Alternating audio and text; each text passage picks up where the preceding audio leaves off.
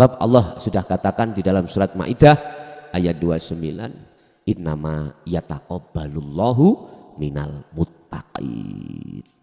Sesungguhnya amaliyah-amaliyah yang diterima di sisi Allah adalah amaliyah yang hanya bersumber dari hati minal muttaqin, hati yang condong pada Allah. Oh niki. Nah, oleh sebab itu kajian malam hari ini harapan saya bisa sebagai cambuk pada diri kita yang masih hati ini kebingungan dalam mencari Allah. Artinya kita masih di dalam makom hijab. Itulah kita kebingungan terhadap Allah dalam rangka penyembahan. Otomatis kita bingung dengan apa yang ada kaitannya dengan duniawiyah, kebutuhan. Itu pasti ikut bingung. Bismillahirrahmanirrahim. Surat Al-Baqarah ayat 257. Allahu waliyul ladina amanu yukhrijuhum minadz zulumati ilan nur. Allahu tawi Allah iku waliyun.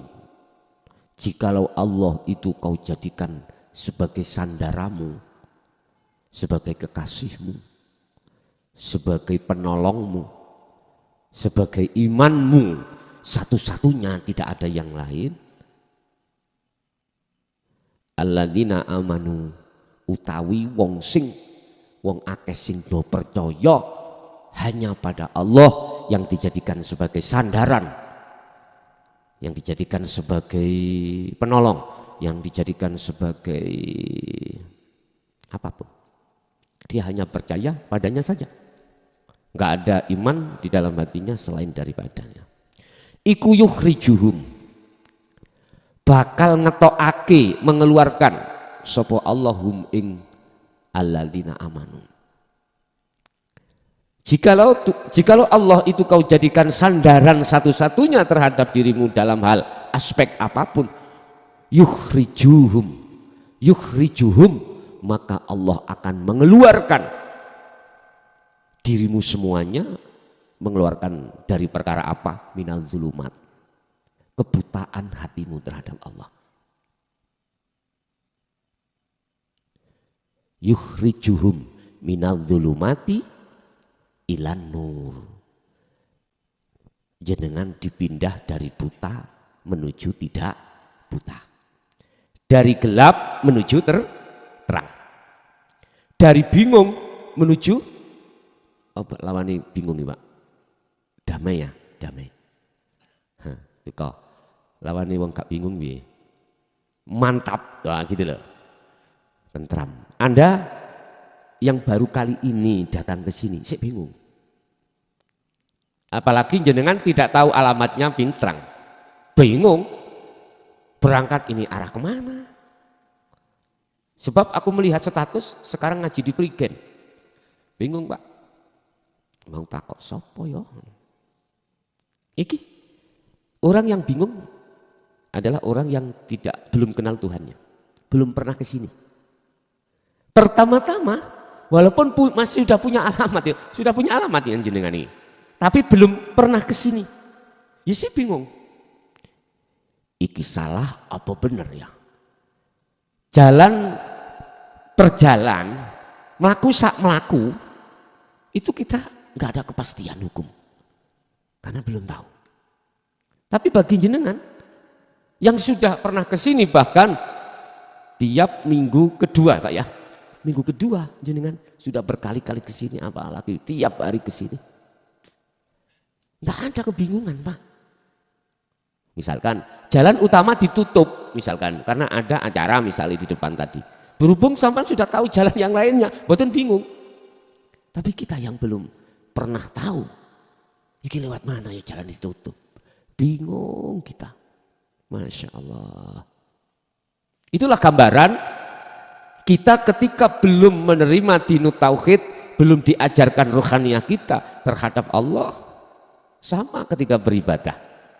Makanya bahasanya itu iya opo enggak opo iya. Artinya iya atau tidak, tidak atau iya. akhirnya kita memakai bahasa insya Allah. Insya'a lamun ngersakake sapa Allahu Allah bener ya bener, nek oga ya oga. Begitu.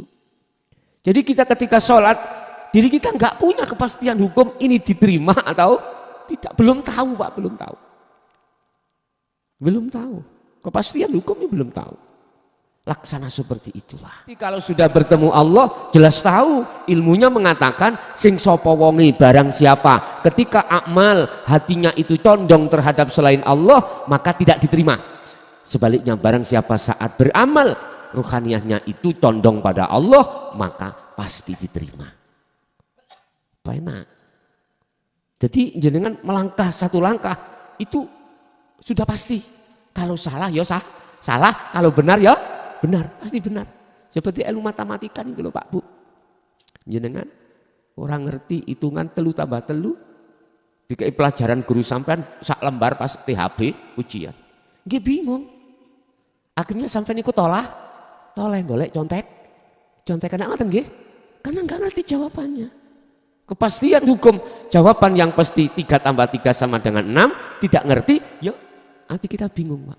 Coba sampai tinggali. Oleh karena dia tekun belajar ilmu matematika. 3 kali 3, 9 ini langsung. Gak mungkin jenengan tolak-tolak. Piro takok.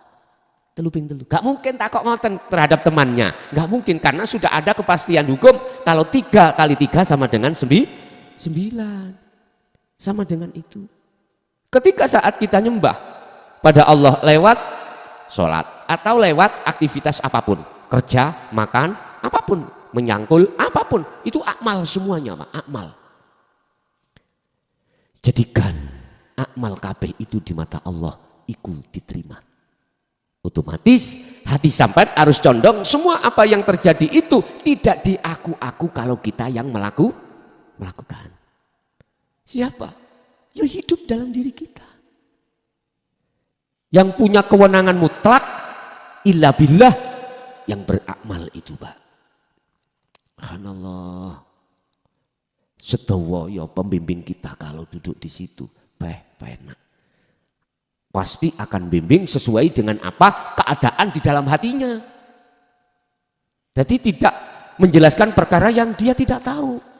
Dia akan menjelaskan perkara yang apa yang dia tahu. Yang bersumber dari hatinya yang bersih. Ya Karim. Udah, berarti minadzulumati ilan nur bisa kami artikan dari butanya hati kita pada Allah menuju terangnya hati kita pada Allah. Dari hati yang asalnya buta, gelap gulita pada Allah, akhirnya menjadi terang atau tidak buta lagi. Kalau saya artikan ayat ini minadzulumati ilan nur dari kesengsaraan, ketidak menentunya kepastian hukum kita dalam menyembah Allah, itu namanya gelap, dipindah Allah terhadap zona kepastian hukum sudah kita terima. Seperti itu. Lah, dalam hal menyembah pada Allah kita sudah punya kepastian hukum ruhaniyah kita, maka otomatis urusan duniawiyah juga begitu. Kita nggak akan pernah khauf. Artinya rasa khawatir, rasa gelisah, rasa takut apa yang nanti akan terjadi atau sedang terjadi atau perkara yang sudah terjadi. Itu jenengan sudah gak mamang lagi. Sekarang fi hadihi, di dalam dunia ini jenengan sudah gak ada rasa khawatir. Rasa gelisah apapun gak akan. Apalagi yang belum terjadi berarti akhirat. Besok setelah kita meninggal kita pun tidak ada kemamangan. Kita tidak akan ada rasa gelisah dan khawatir. Karena ketetapan kepastian hukum sudah jenengan dapatkan. Istilah bahasa pitakoni malaikat mungkar nakir jenengan iki gak khawatir. Gak ada kekhawatiran. Makanya mengapa Rasulullah memberikan signal sing sapa wonge barang siapa yang bisa menjawab pertanyaan malaikat mungkar nakir maka tidurnya itu seperti kemanten baru. Ini kinayah Pak, kinayah. Masya Allah. Makanya kita juga diisyarahkan dening Allah. Wa huwa khairum mimma yajma'un. Bimbingan untuk sampai pada kepastian hukum. Penyembahan pasti benar. Itu lebih baik daripada apa selama ini urusan dunia yang kita kumpulkan. Lebih baik ini. Bahkan mohon maaf, dunia seisinya. Itu milik kita secara dohir. Jadi intan milik kita secara dohir. Ini loh Pak, lebih bagus. Jenengan mendapatkan satu petunjuk untuk sampai pada kepastian hukum dalam penyembahan kita. Lebih baik ini. Tapi kebanyakan manusia dianggap apa itu? Menganggap halah apa itu? Koyok hal yang gak penting. Sehingga mereka jikalau sudah punya anggapannya bahasa Indonesia. Anggapan kalau perkara kepastian hukum itu gak penting, akhirnya apa Pak jatuhnya?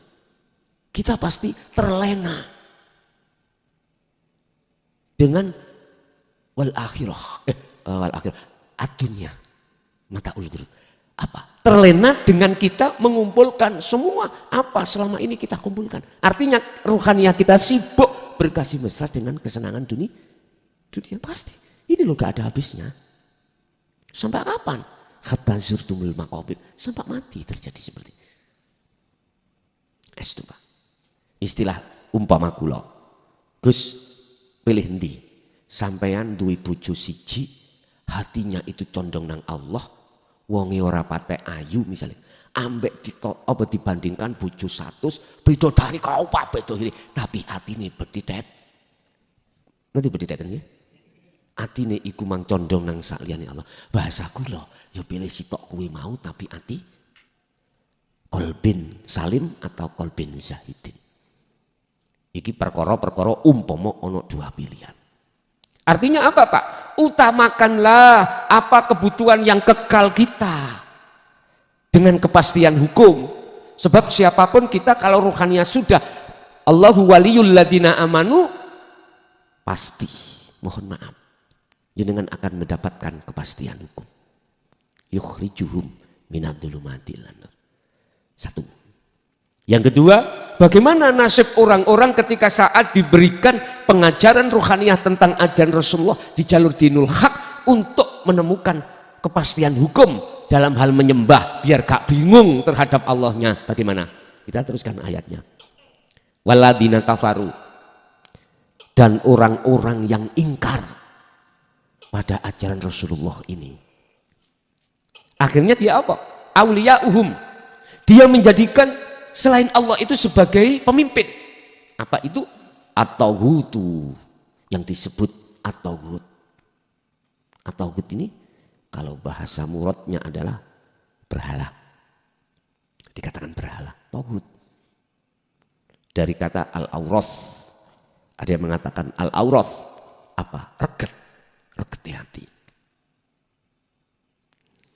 Bisa saya artikan taghut itu nggih, selain Allah apa sing jenengan kali kula cintai itu. Contoh, ibu kok ya cintane ati roh ya bukan jasad. Jatuhnya pada makhluk garwane. Berarti garwan jenengan iku bagi jenengan taghut. Pak ya juga begitu. Kan sudah dijelaskan. Yang disebut selain Allah adalah minan nisa wal banin wal qanatiril muqantarah. Garwa, lalu anak, lalu dunya brono, sandang pangan papan. Tapi jenengan pun salah paham. Mari kula jelas nang ini kesimpulannya, berarti aku gak butuh nyambut gawe karena itu kan dunya. Lah ngoten nggih. Aku gak usah mulih nang omah metuki anak bojo karena itu donya, taghut. Lah ngoten nggih. Oh berarti jenengan ngajinya itu waktu tak terangkan mantuk tapi gak balik. Ya, itu namanya keturon. Gini loh Pak ya. Sebatas jasmani sampean.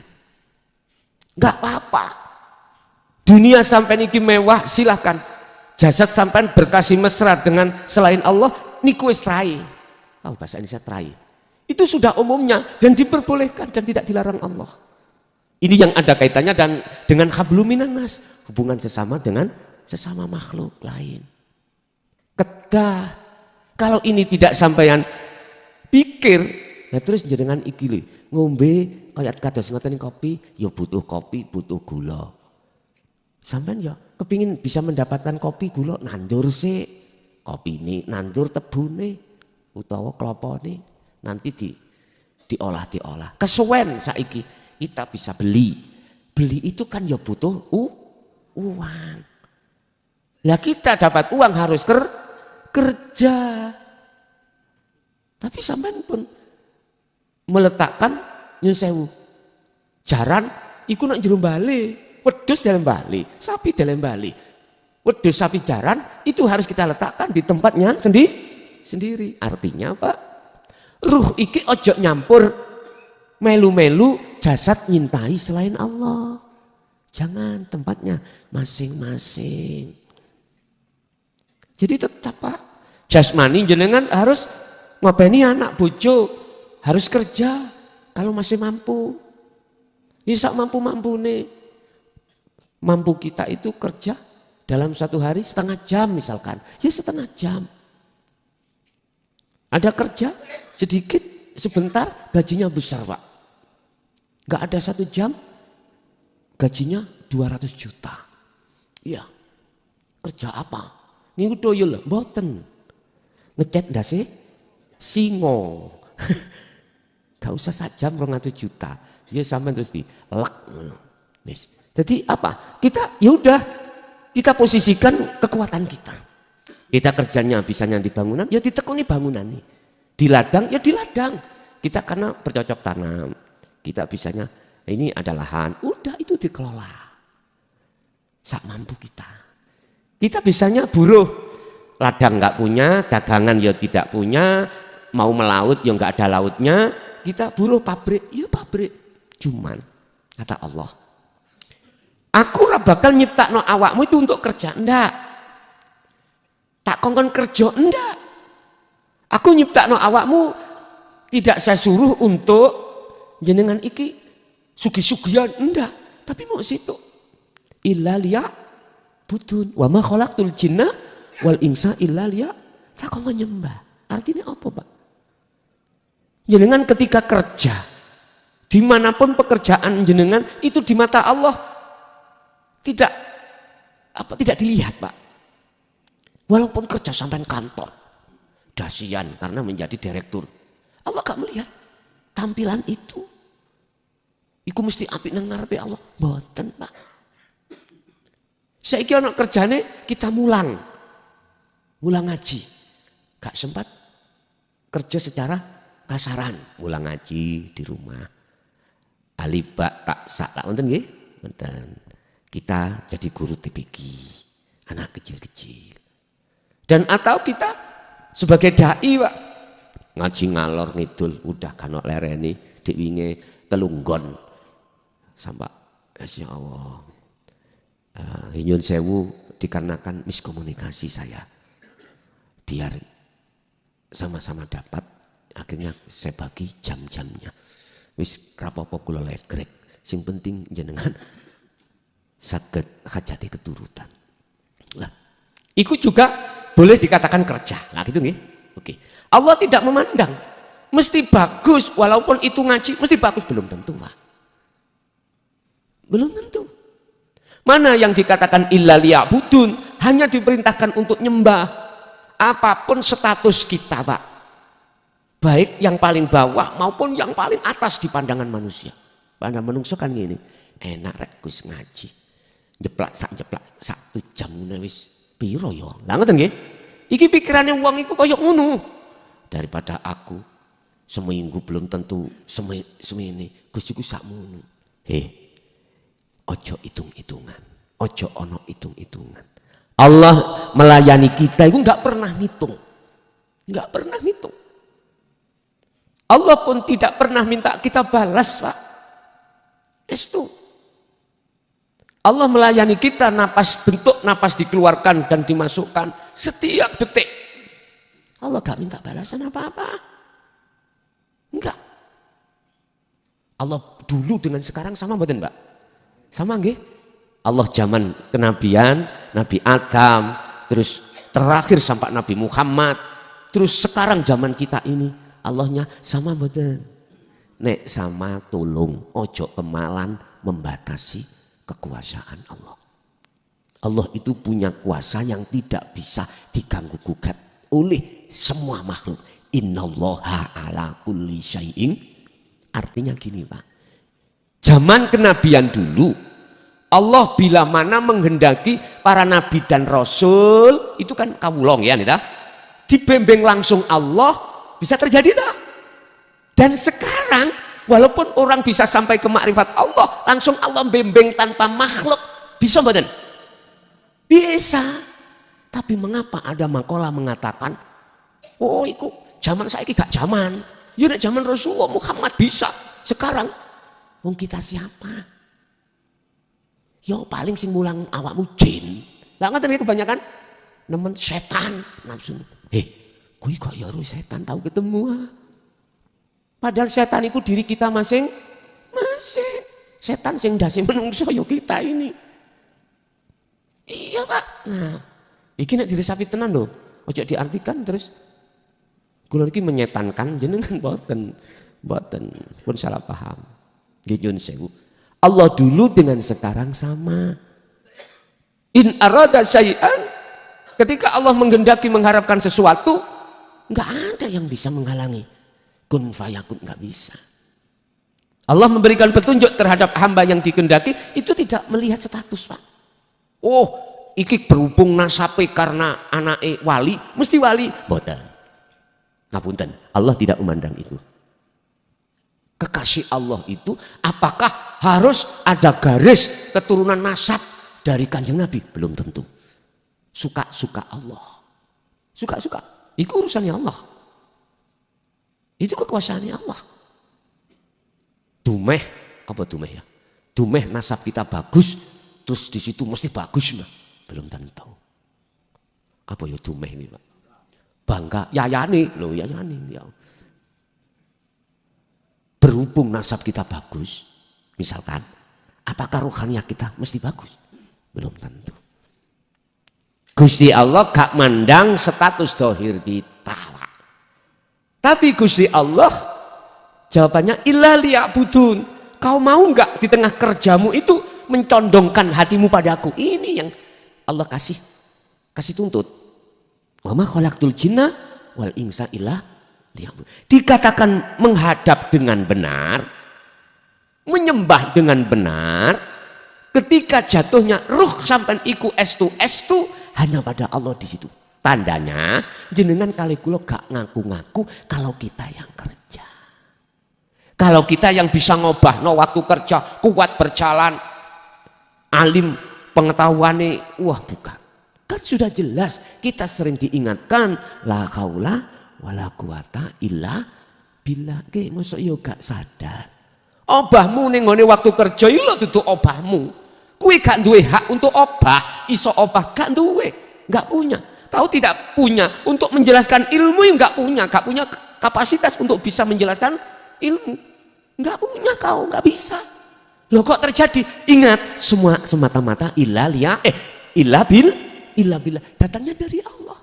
Lah apa terus kita aku-aku? Ini tergantung kita masing-masing, Pak. Saya juga harus ngerekso, menjaga bagaimana rohaniah saya itu tetap sumbernya illa billah. Jenengan nggih ngoten. Kita itu sama, nggak ada murid, nggak ada guru, Pak. Pandangan Allah itu nggak ada mursyid, nggak ada murid. Semua kita itu yang membimbing langsung Allah. Iya, Pak. Saya juga bersyukur diletakkan Allah sesuai dengan kapasitas saya di sini. Jenengan ya juga harus bersyukur. Diletakkan Allah dalam kapasitas sesuai jenengan. Intinya secara dohir di mata manusia, lebih-lebih di mata Allah, saya dengan jenengan ini sama. Innama ana basarum mislukum, sama, Pak. Di mata Allah lebih-lebih sama. Kita itu selalu dilayani Allah. Lah, ketika kita sudah dilayani Allah, menurut bahasa etika kita harus hanya menyembah Allah. Kata Allah, kuwi walaupun gak bales aku dengan balasan nyembah, aku lo gak butuh. Kata Allah gitu. Gak butuh saya. Walaupun kau gak menyembah aku, kata Allah, tidak menjadikan turunnya sifat ketuhanan aku. Kata Allah begitu. Ternyata Pak Bu, menyembahnya kita hanya pada Allah, itu manfaatnya kembali pada diri kita masing-masing. Hati jadi damai. Selamat dunia sak akhirate. Lah jelas itu. Jenengan gak gampang gelisah, gak gampang khawatir ketika saat jenengan ngadepi opo yang ada kaitannya dengan urusan dunia. Lebih-lebih ketika dalam hal penyembahan untuk bertemu Allah wis gak bingung maneh. Tapi mereka bagaimana kalau ruhaniyahnya yang condong pada selain Allah, minan nuri yukhrijunahum minan nuri ila dzulumat. Sing jenengi selain Allah sing kita bangga no mau lo ya. Yang hati kita bersandar padanya. Nya itu bukan yang Allah loh Pak ya. Nya itu pada dunia. Yukhrijunahum. Mereka itu akan mengeluarkan jenengan ruh ini minan nur, dari satu tempat yang padang, dari satu tempat yang nyaman, minan nur ila dzulumat, menuju tempat yang gelap. Berarti kena diwastani atau itu hawa nafsu. Diumumkan lagi secara umum iblis. Berarti iblis ini akan mengeluarkan jenengan keadaan ruhaniyah yang damai menuju gelisah. Contoh, kapan ini terjadi? Ketika jenengan kali kula sebelum akil balik anak kecil. Kan wis gak mikir urusan panganan Pak nggih. Njaluk langsung teko. Apa? Ya bapak ngono. Ibuke yugane nangis padahal iku minta mimi. Ya wis langsung dimii menang. Nangis petengi loro. Sebabnya gak iso nising, gak iso ngentut. Biasa toh Bu ya, anak kecil kan gitu, gampang sebah. Lan jane ya napa si umur nyun sewu, si umur seminggu wis didulang gedang. Ya mesti sebah. Harusnya itu ASI. Kan lambungnya anak kecil umur segitu itu kan masih halus banget. Makanya apa sih? Tiang istri sebagai ibu akan keluar asinya ketika saat dia itu mulai hamil ya. Lebih-lebih ketika beliau itu sudah melahirkan anak. Sing perawan-perawan masih dipites kaya apa sing gak duwe. Sing mboten mboten gak ada anak utawa mboten hamil. Pitesen ya apa ya? Ora bakal metu. Lah, terus nek gak dimimik rasane kemeng terus ngoten nggih ya, Bu. Artinya gini, Pak. Kita itu sebetulnya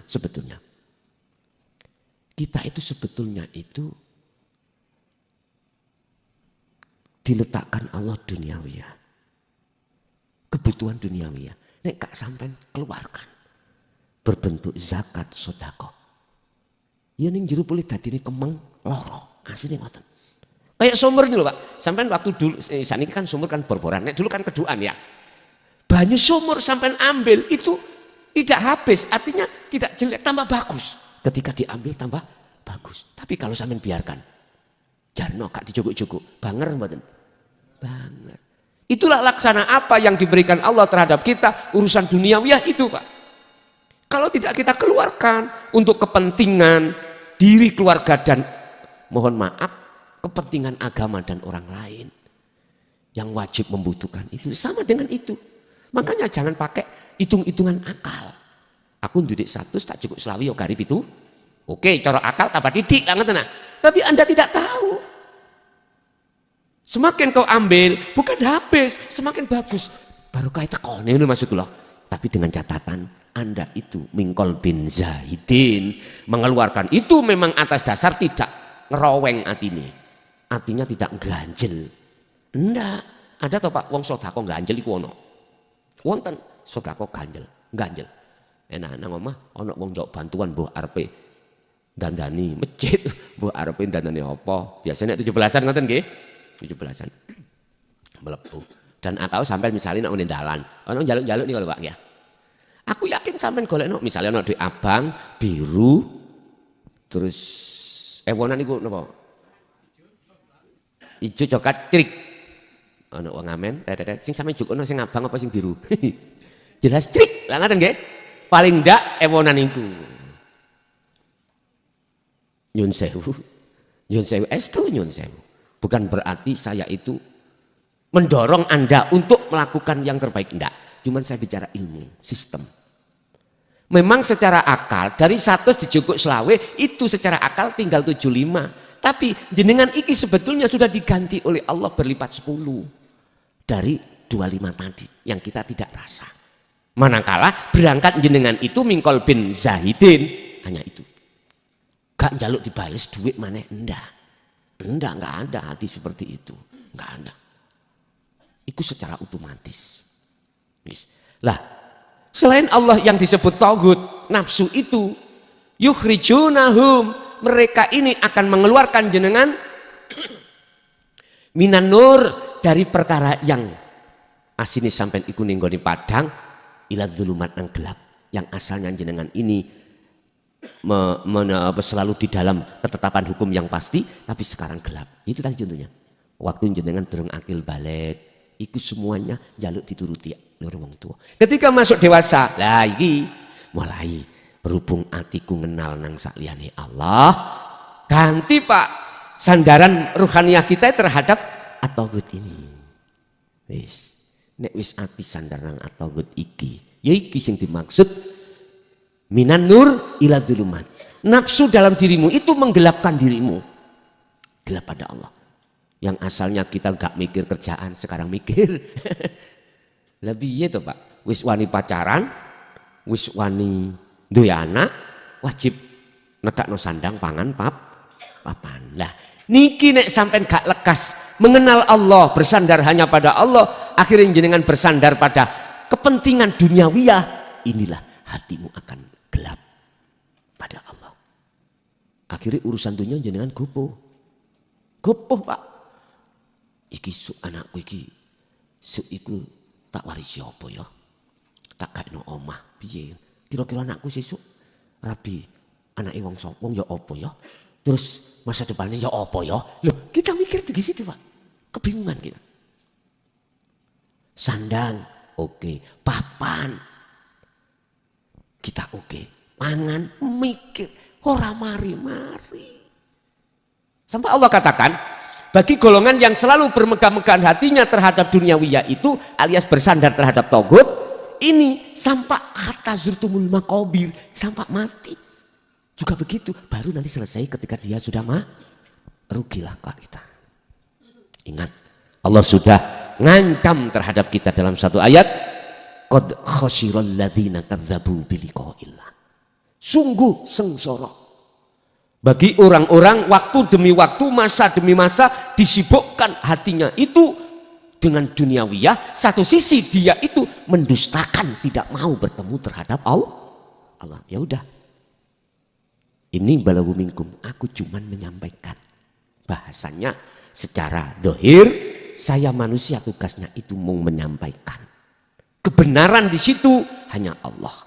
Urusan umat ini mau terima atau tidak, bukan urusan saya. Tapi jikalau belum bisa percaya, ingat satu hal saja. Percaya dan tidak, kita akan mati. Suatu saat kita akan mati. Sisa berapa umur kita, semua tidak ada yang tahu. Dirahasiakan Allah. Takutnya kita, kesempatan yang sudah diberikan tidak kita manfaatkan, lekas. Sedilut lagi, sebentar lagi kita dijemput yang namanya kematian.